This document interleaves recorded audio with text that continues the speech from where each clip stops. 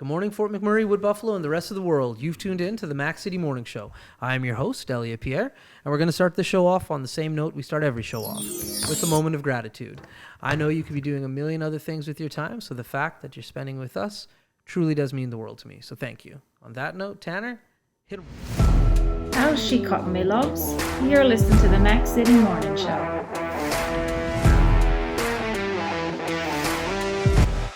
All right, and we're back. Okay, I know I say this a lot, and Tanner hates it. I don't hate it. I just roast you for it. Dislikes it. I just roast you for it. That's Yeah. all.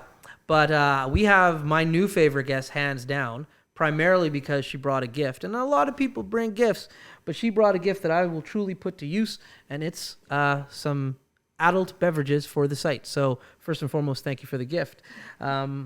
On that note, I think everybody knows I don't introduce my guests. I let them do that themselves. So can you please tell everybody who you are and what you're about?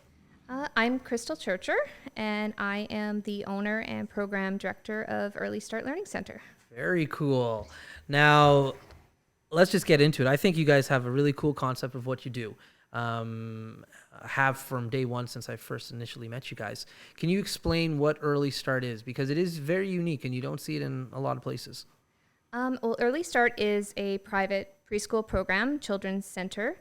Our curriculum we designed ourselves over kind of the past 8 years. It's been like a curriculum in the works. But we are a social, emotional based curriculum. So we focus on the basics of building social skills and friendship skills, instilling independence, self-confidence, and really like teaching children emotional intelligence and coping strategies as they go from preschool into big school or, into the world. So That's right. Yeah. So the age range that you have children coming in, what's the starting point and what's the ending point that you have? For the preschool programs, we start at 22 months. Right. And the ending point really depends on the child. So we've had children that have stayed with us through 4.5, 5 years old, and then gone to school in grade 1. Okay.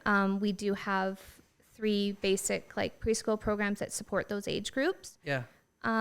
So really there is no end date, I guess, as long as the child is succeeding in our programs and it's working for the family. Yeah. Pre-COVID, we offered also a parent and child baby program too, Okay. like a pre-kindergarten kind of mom and dad class with their child. Right. Hopefully we can start offering that again Yeah. in the new year. No age limit. Elliot, a class we can finally pass. There we go. I don't know. Facts. Maybe. Let's not If we be put too our cocky. brains together, we can do it. Let's not be too cocky. Yeah, that's the cool thing that I've always liked about Early Start is the unique programs that you guys offer.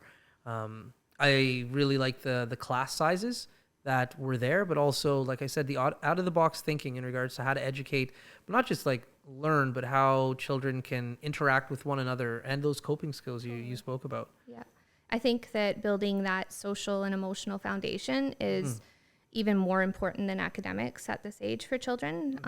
Those are life skills. That's what's going to carry you through getting through school into the, career you want and into the relationships that, you're hoping for in your life. So how did you come up with this idea? I worked as a behavior support teacher in BC, and that was kind of my background. I have a bit of a behavioral psychology background and education background, and I just always enjoyed kind of the puzzle that was some of those behavioral children that I worked with, and finding out, what they needed to be successful in a school environment. Right. And when we moved to Fort McMurray, I was a stay-at-home mom with my daughter, and I just found that there wasn't something like that in the community. So thought I would kind of give it a try. We tried it from our living room for the first year, and it took off. It was, almost overwhelming at first, the support from the community. And we rented our first space, which is when I met you, and we were on Real Martin Drive. Yeah. With 80 kids, and then we've graduated up to our Thickwood location, and it's been nothing but kind of growth and innovation for our programs as we've gone through the years. Right. We've always been looking to change the programs to match the needs of the community. So, we've always had different programs when, the fires were happening and everyone was returning. Right. We added a lot more kind of a therapy-based programs into our center to support what children were needing coming out of that. Yeah. No, it was like, that was a big thing during the fires and during the floods and even during COVID. You guys have been able to definitely adapt and pivot, which we were talking a little bit before the cameras went on, but my hat goes off to you. Like, you guys are very, very good at dealing with circumstances that are thrown at you. So I have to say that has a lot to do with the staff that you surround yourself with. For sure. I mean, Early Start is only going into our 8th school year this year because of the staff. Like, we have an amazing team and a diverse team, like people from different backgrounds, social work, education, motherhood. Like, we have an amazing team of ladies that have supported the community and believe in the program 100%. So yeah. So if anybody is at home thinking that they want to get involved potentially in the future, if you're expanding in regards to a career opportunity, what is it that you look for as far as not only personality, but like the actual certifications for staff? It depends on the position. We are currently looking for an assistant in our preschool program. And we like for someone to have obviously like a background in early childhood, but we do look for diversity. So I'd love to bring in people that have a social work background or a psychology background, something that just brings a different element to the classroom. So we're completely open. There's some basic criteria for education, but other than that, it's someone that's going to fit in with the team and going to be able to support the families and the kids in the program. Okay. Now, you originally moved to Fort McMurray quite some time ago. What brought you to Fort McMurray? I love to hear people's stories about what brought them to the community. I think, like most people, my husband worked in oil.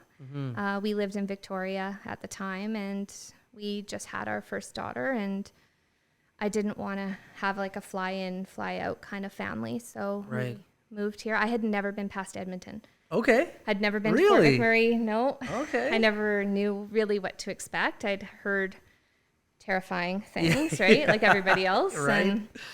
But I gambled and kind of put my faith in my family and my husband. And he rented a place for us here too over the internet. And I had no idea what we were getting. It was crazy. It was definitely a lifestyle change. I cried for probably 10 days, I think, when we moved here, just adjusting. And I will say it was the best thing we ever did. Actually, him and I both talk about just how amazing the move to Fort McMurray was for us as a couple and as a family. We had never lived in kind of an isolated community before and away from family. Right. So it really made us strong and like rely on each other. And I say it to everyone I meet outside of Fort McMurray, just what an amazing community there is here. And it's like nothing I've ever experienced anywhere else. Yeah. You really do feel like you're in like a small town family community where people support each other. And it's been a great place to live. That's awesome. Yeah, no, it's a pretty cool community. And my mom actually has a similar story to that in regards to when she first got here. It was, I think, in 1976 or 7, but she cried for days.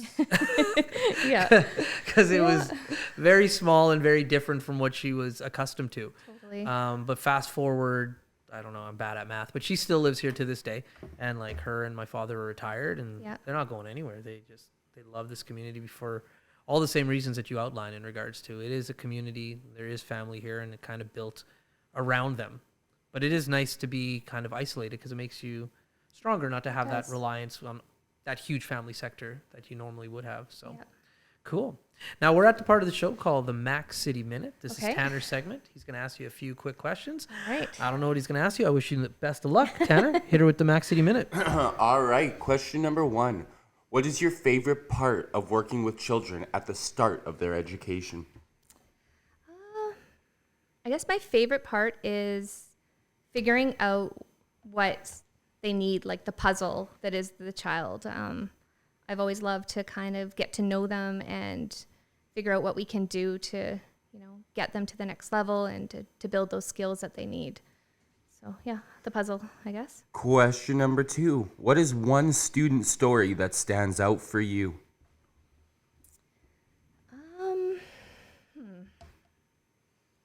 That's a hard one. Like, we have had so many people through the school.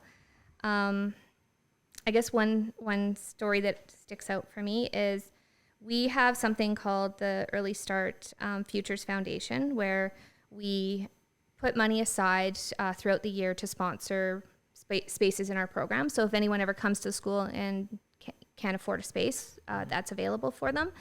The first year we offered that, we had a child that came to the program and was able to go to preschool for the whole year through this foundation. And we were able to do some Christmas hampers to support this family over the holidays.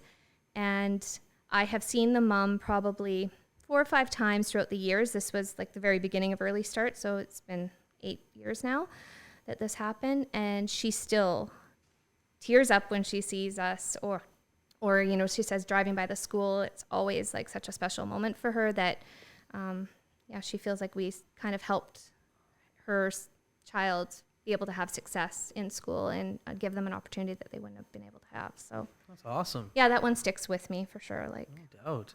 Question number 3. What is one thing that working with children's education has taught you?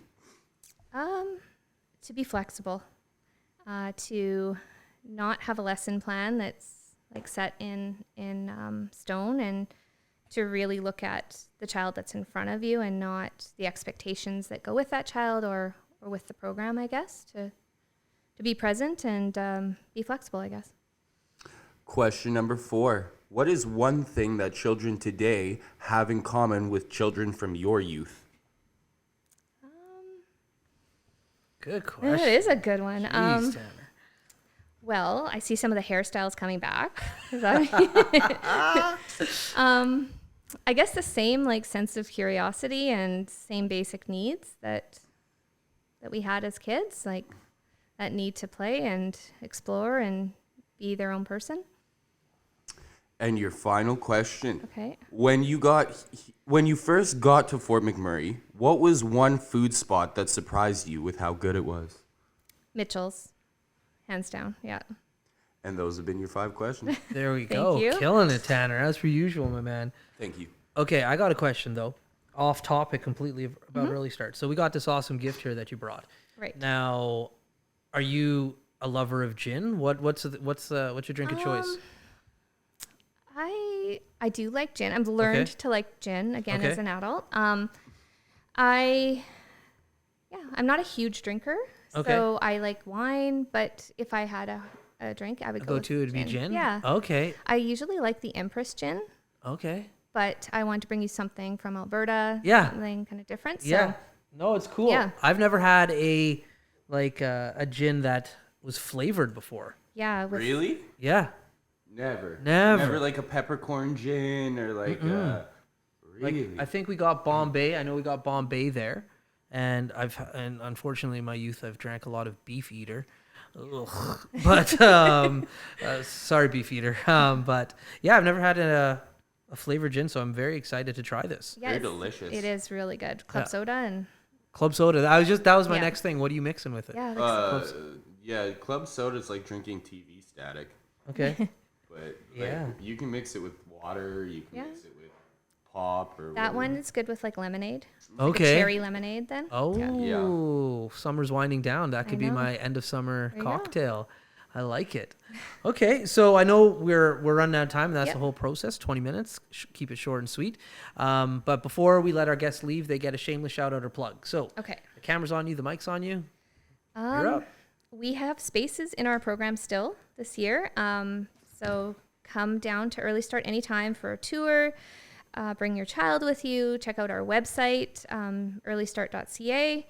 We really could use some support to fill our programs this year to keep being able to offer the programs that we do in the community. So There we support go. Early Start. Awesome. Well, thank you very much for coming on the show. You're welcome. Thanks for having me. You're more than welcome. Anytime you want to come back, please Come back Awesome. again and again and again. Sweet. Okay, well, for Mcmurray, Wood Buffalo, and the rest of the world, that's been another episode of the Mac City Morning Show. Once again, thank you very much for tuning in. I really do appreciate it. Hopefully you're having a nice day, and we'll see you tomorrow. Peace.